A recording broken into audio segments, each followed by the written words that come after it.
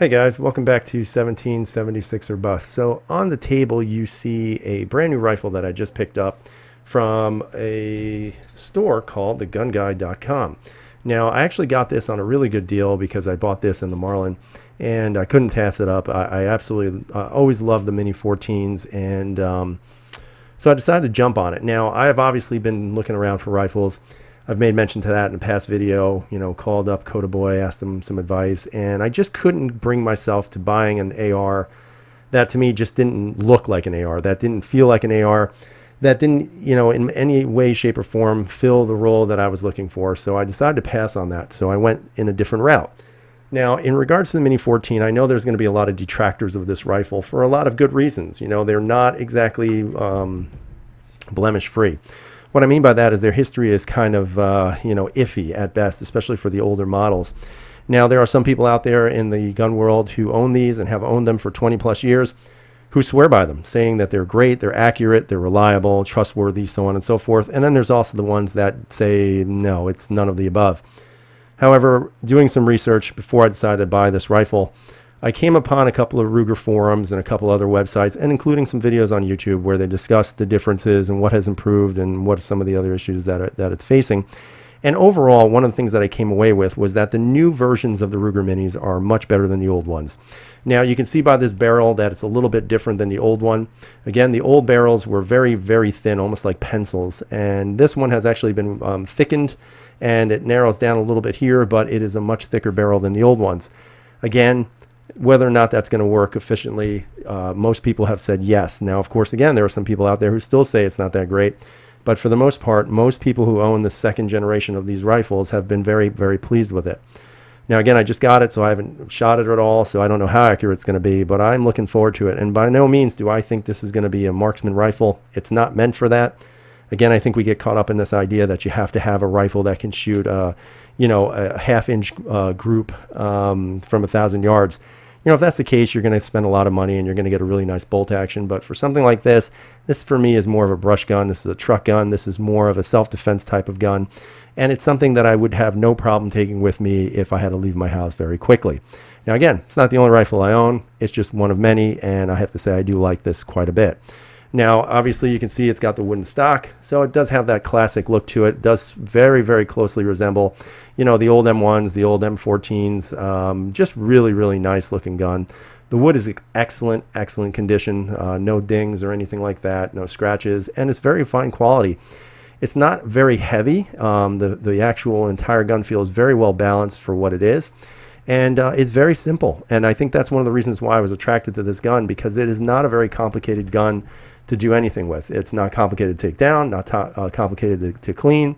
If you want to improve anything, it's fairly simple to do. You can always remove the gas block if you want to, although Ruger says not to, and switch it out for an adjustable gas block. Very, very simple to do that as well.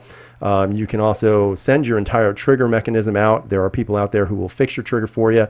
Although my trigger, it really is not a bad trigger. It has zero slop in it whatsoever, and it's a pretty good trigger. As a matter of fact, I'll show that to you. I'll release the bolt. So a lot of people say the trigger's not that good on this. I don't agree with that. That's the trigger, and that's the movement. Okay, so if you can see that, there's not much movement at all to where it's going to break. Now, of course, once you're there, it's barely any pressure to drop the trigger and drop the bolt. Again, I absolutely love it. I think it's a very nice trigger, so I don't really think I'm going to do any improvements on it at this point. Now, would that change in the future? Maybe, but right now I like what I see. Again, very, very simple. To take it down, it's even simpler. Basically, you just lock the bolt back, turn your gun upside down, put it on a nice flat surface like a table, take a punch, put your punch back here in this hole, and then what you're going to do is you're going to basically just lift up, and once it comes up, your whole trigger mechanism comes out. Just like that. So, I mean, if you want to do any work to it, feel free to. I'm not a gunsmith, so I don't plan on it. But I like everything about it so far, so I don't really have any complaints with that. Once you pull that out, flip it back over, pull up, pull forward, and it comes right out. And that's basically your whole gun. So I mean, if you want to do anything to it, it's very simple to do. Like I said, you can remove the gas block, put a new one on. Very accessible. Taking it down further, it's fairly easy to do. Again, is it a state-of-the-art gun? No, it's not meant to be. Is it a doable gun in regards to what you're going to be using it for? Yes, I believe it will be. Again, to put it back is, again, just as easy as it was to take down. I'm trying to do this with all my stuff on my table here, so just bear with me, guys. Basically, all you're going to do is fit it back into its frame. You can see it drops right in, nice and snug. Turn it back upside down. And you just basically let your trigger fall in. And then you push down on this. No, it's not in. Hold on. Gotta get that in there. Pull down. And I'm still having trouble with it. There we go. That's why it's live on camera, guys. But that's it. And then once it's done, you can drop your bolt, pull your trigger, and you're good to go. So, I mean, to me, this is everything I wanted. It's not overly fancy. It's not overly tactical. But in my opinion, it shoots a nice cartridge, and it's a good-looking gun. Now, whether or not it's going to be extremely reliable, that has, we have to see on that. Do I think it's going to shoot decently? Yes, I do. I don't, again, this is not a 1,000-yard gun, guys. I'm guaranteeing you probably 100, maybe 200 yards max. You're going to get some good groups.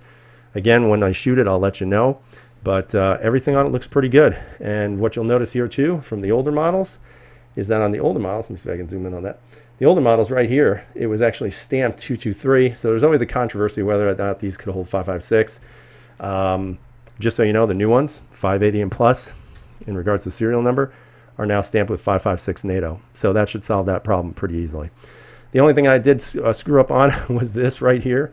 And, I put it on wrong. I took it off right, put it on wrong, and I wound up cracking it. Not a big deal because I got something coming for this as well, and I can't wait to get it. And then once I do, I'll show it to you guys. But really excited for the rifle. I really think it's a nice rifle to see. Definitely really like the way it holds. It holds very well. Came right up to the eye, and with no issues. And I think I might switch it out for one of these. And this is that Hogue Overmold stock. And I have to say, guys, I tried it on the gun already, and I like the grip much better. I like this rubbery texture. I like this, whatever you want to call this, reverse stippling, I think they call it. And yeah, so I think I'm going to put it in here and see how it goes. And that'll be my next video on this gun. And then I'm going to get out and shoot it somewhere. Got to find a place to go. So, tell me what you think. Tell me if you think a Ruger's worth it. Again, it's not meant to be an AR. It's not an AR. But I think it's a good enough rifle to use in different types of situations. So let me know what you guys think. Love to hear what you have to say. As always, stay safe out there, and freedom is never free.